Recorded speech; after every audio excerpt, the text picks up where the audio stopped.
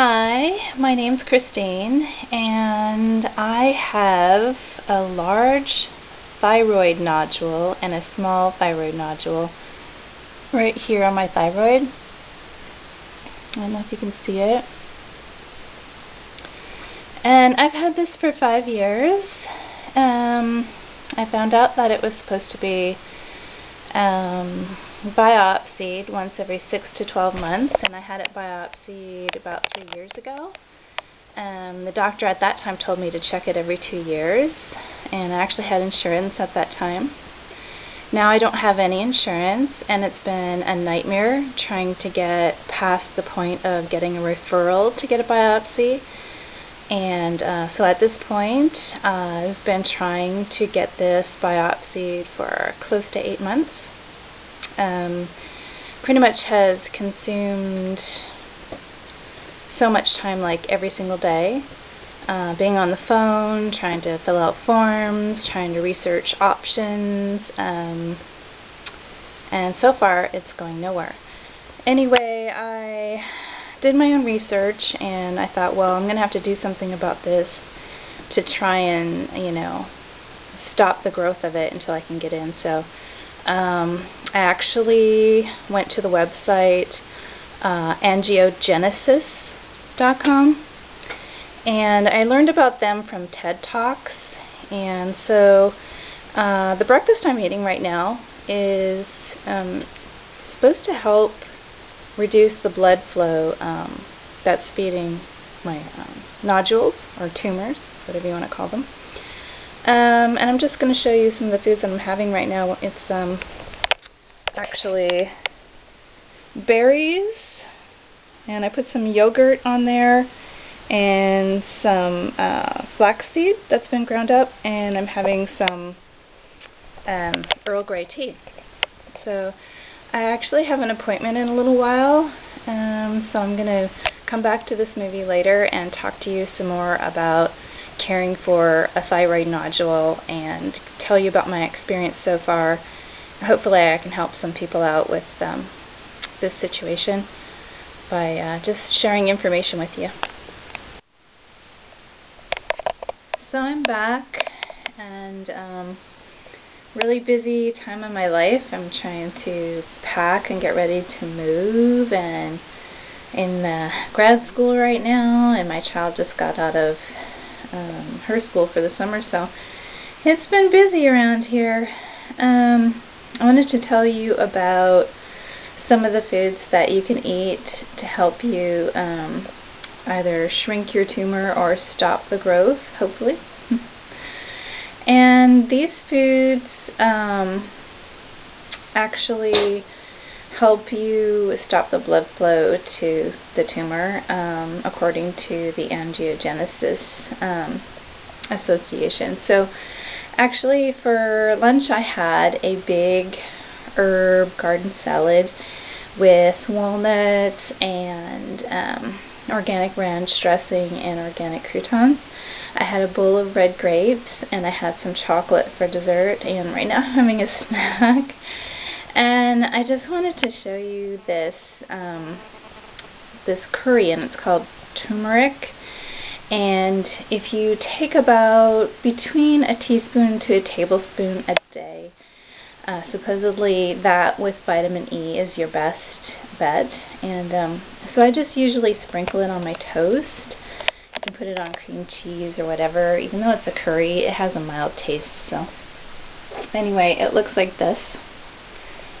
And I've just made some toast, and I'm going to put some butter, some organic Irish butter, and some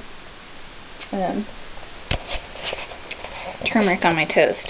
So anyway, I've also been taking one 400 milligram capsule of vitamin E every day, and I guess grapeseed oil is also good, lavender.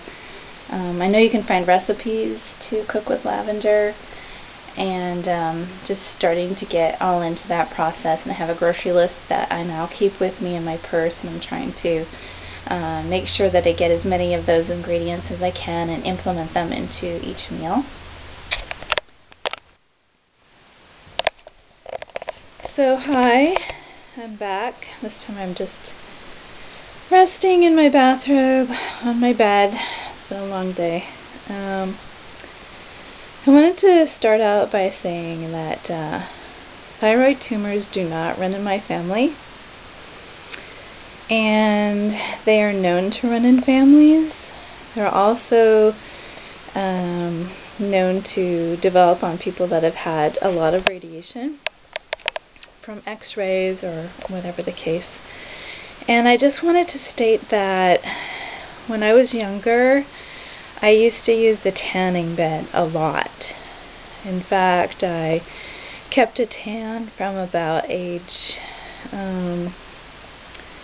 let's say 20, all the way up until I was about 37 or 38. And I went to the tanning salon a few times a week. And sometimes I would lay out in the sun and then go to the tanning salon, and other times I had even been known to use 2 tanning salons to get a double tan. And that was actually something that was, tanning salons were not allowed to give you a tan if you had been to another salon because of the exposure to radiation. So also I had quite a few x-rays as a child, so I'm kind of figuring it might have had something to do with that. So the other thing is, I noticed that my tumor has, or my nodule, whatever you want to call it, has actually grown probably 4 or 5 times in size over the last few years. I first noticed it as a lump on my neck, and the doctor that I had originally wrote down that they did a ultrasound on my thyroid, but they never did an ultrasound. And that doctor was very rude to me, very condescending, and I was very uncomfortable in their presence. And luckily I'm a strong person and I do my own research, and I don't let people treat me that way, so I switched doctors right away. The problem was, when I discovered this, I was leaving the state. I was already ready to move away. And when I did leave the state, I had temporary insurance for a few months. I ended up coming back to my state, but lost the insurance program I was under, and have not been able to get insurance since then. So I wanted to let you know that from the research that I've done through textbooks and websites and endocrinologist information and listening to people on YouTube tell their stories, a lot of times you'll read that only 5% of thyroid tumors in women are cancerous. However, in one of my own psychology textbooks, it states that 4% of women die from thyroid cancer in the United States every year. And there were no statistics, no percentages under the male category for that. So also, if you check on YouTube, you'll see dozens of women talking about their thyroid tumors and their cancers that they've got, and they're all ages. And I have yet to find a video clip from a man talking about thyroid cancer or thyroid nodules. My first biopsy experience wasn't too bad. I went to Rex Hospital in Raleigh, North Carolina, and I had the fine needle aspiration done by an endocrinologist, and it wasn't comfortable, but it wasn't too bad. They numbed the area. There were nurses and people around me. It didn't take too long. It was tolerable. I can't remember how many minutes it took because it was a few years back, but afterwards I just put an ice pack on my neck and I went home and I rested because, you know, there is always the possibility of hemorrhage when you do that, but for the most part I think that fine needle aspiration basically turns out fine as long as you've got an experienced endocrinologist or experienced ENT working on it.